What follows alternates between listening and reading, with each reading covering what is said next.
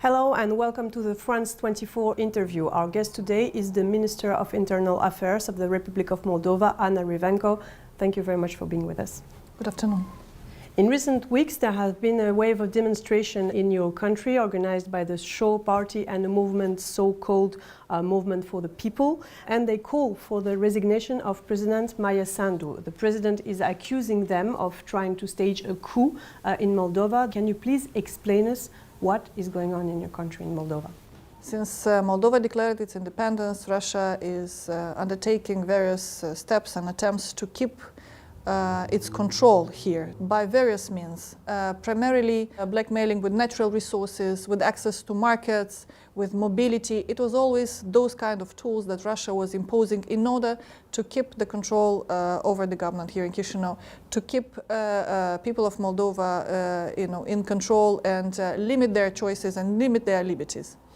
What we've seen after February 24th, when Russia aggressed Ukraine, we've been registering an explosion of all possible threats and risks that meant to destabilize a country.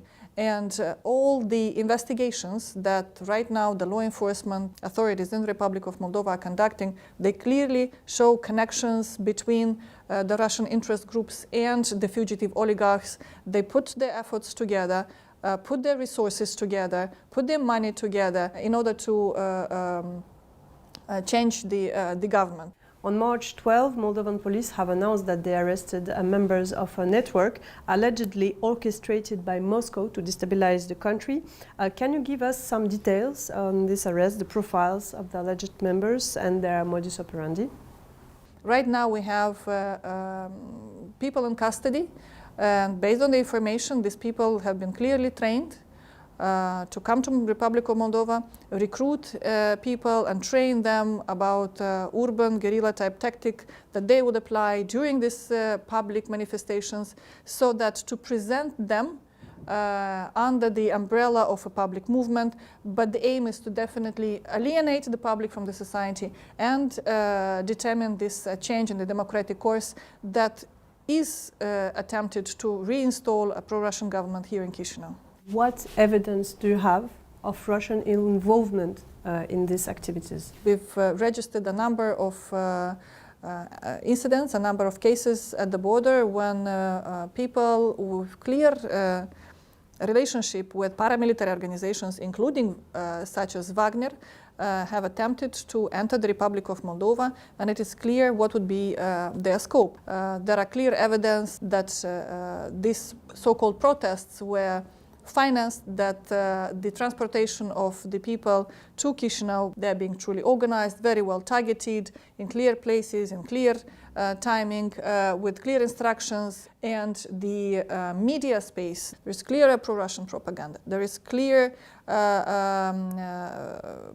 pro-Russian narrative. If you look into the investigations about the cyber attacks, many of the IP addresses were coming from Russia. So all those kind of information that point clearly that indeed there is a scenario that is being concerted by the interest groups in Russia, and with the implication of the fugitive oligarchs that have truly stolen from the Moldovan people, and right now they are using all this money to further breach the peace and stability in here. Ilan Show is the oligarch who heads the Show Party, who is known as the man who stole $1 billion. He has been sentenced to 7 years in jail. He was nevertheless able to leave the country. How is it even possible? Right now, there are intensive investigations and cooperation and exchange of information with our international partners meant to bring his case in front of the court. The anti-corruption agenda is the #1 objective of our government, and that is exactly the reason why such people as the one you named have managed to flee, because of the huge corruption that was rooted here in the Republic of Moldova, and that finally made it possible to make it as part of our development priorities. The fight against corruption is one of your prerogative, and it's a great challenge for your country because according to Transparency International, you are even behind Ukraine, for which it has always been an obstacle to join Europe. What steps did you already take since you gained the candidate status for your integration, and do you plan any illustration in order to push these steps forward? I would happily encourage you to talk to my peer minister from the Ministry of Justice, because this is her agenda. Part of your country, Transnistria, is occupied by Russia since 1991, and since you don't have territorial integrity of the country, this also seems to be an obstacle for your integration. How do you see this aspect? The Republic of Moldova is independent, integral and sovereign. We have specific regions, and the region of Transnistria is a region where we still have Russian troops, and it's the region where demilitarization has to start immediately. People living on that part of the Republic of Moldova want nothing else but peace, security, stability, opportunities to grow their children, to live in peace with their neighbors.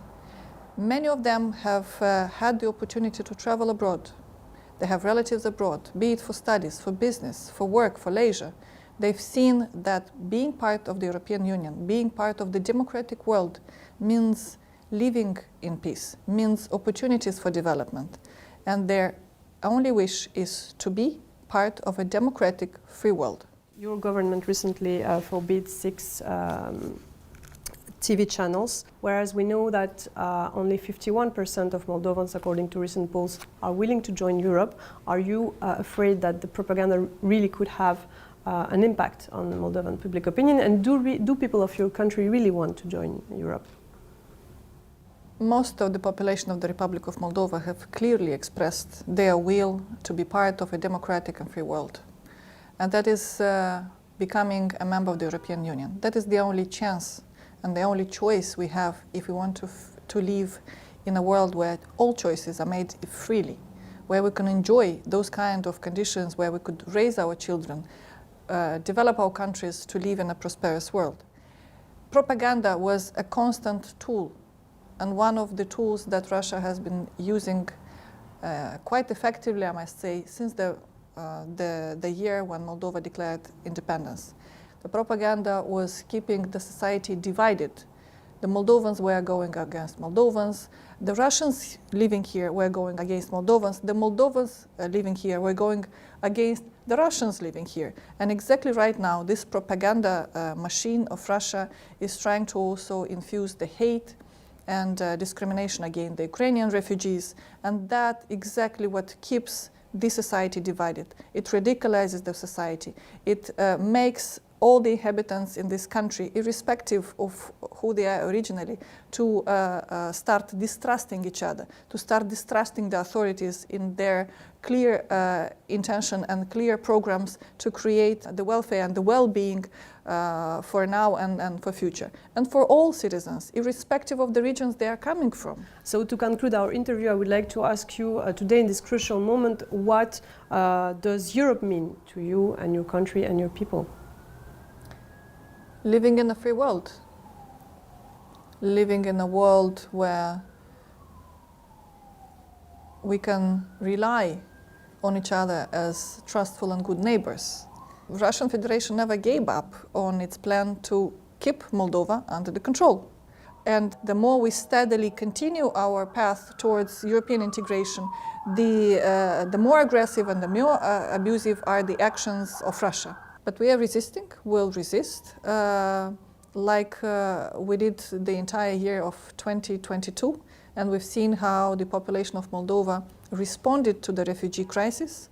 We had hundreds of thousands of Moldovans have rushed to help the Ukrainians, which means that they were part of this response and resistance mechanism of the Republic of Moldova that makes us more united despite the Russian propaganda.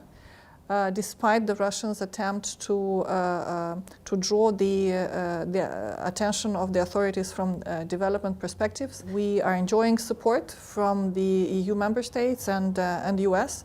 This kind of partnership will only progress, and it will make us definitely stronger and more resilient in front of this hybrid war. Thank you, Anna Revenco, and thank you for being with us and watching the interview on France 24. Stay tuned for more news coming right up.